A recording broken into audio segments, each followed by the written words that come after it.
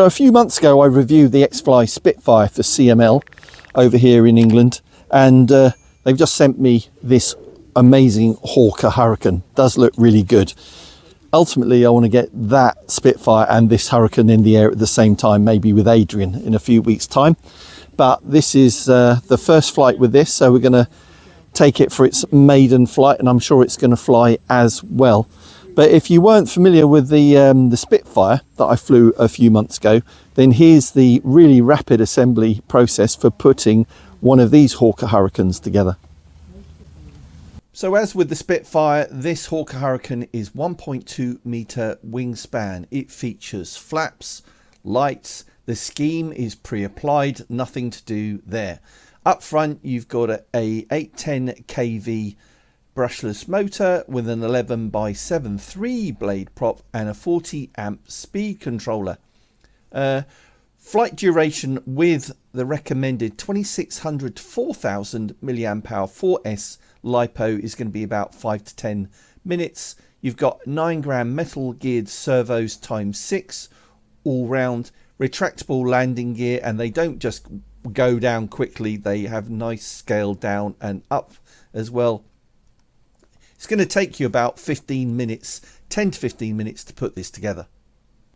Take the polystyrene carton out of the cardboard box, and this is what you'll see. All of the components tightly packed into the box so they can't move around while it's being shipped to your door. There's some clever guy in the company who designs these to make sure of that, to minimize the shipping cost and make sure the price is as low as possible.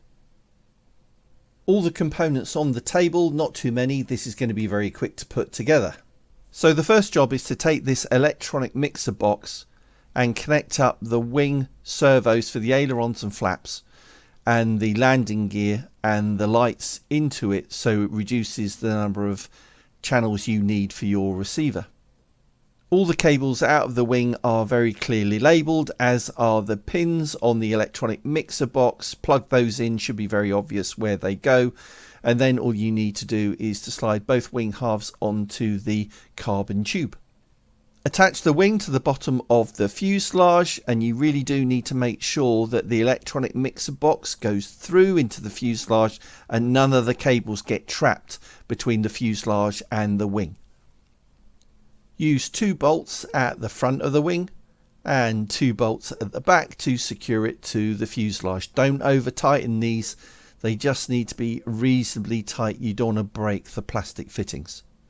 Horizontal stabilizer next, so take the smaller carbon tube, push that into one of the horizontal stabilizer halves, and then push that through the gap in the back of the fuselage and slide on the other horizontal stabilizer half. Use 4 bolts, 2 on either side, to hold it in place. Then the propeller with its spinner, so put the back plate of the spinner on first, then the prop nut, then the front of the spinner, and then the little screw in the front, bolt in the front of the spinner to hold that in place. The provided double-sided tape to secure the electronic mixer box to the top of the wing so it doesn't move around. And then final scale detail, you can glue this aerial into the top of the fuselage just behind the canopy. Final step is to install your receiver and plug all of the cables into it. They're all very clearly labelled. Then test install your battery and make sure that you get the balance as it states in the manual. You can use anything between a 4S 2600 or even up to a 4000. My recommendation is to go with a heavier battery. I think as with the Spitfire, it will fly better with a heavier battery in there, and you'll get a longer flight time. So with that done, let's get this in the sky and see how well it flies.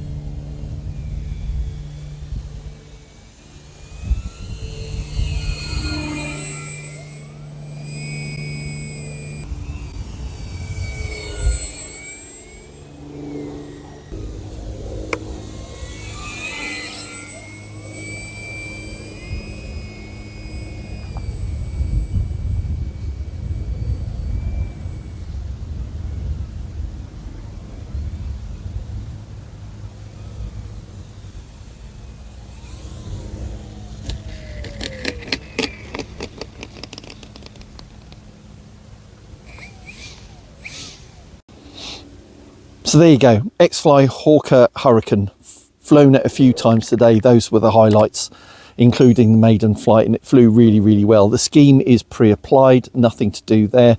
The lights quite high visibility even on a sunny day like today. Very easy to put together, as you saw at the beginning of the video.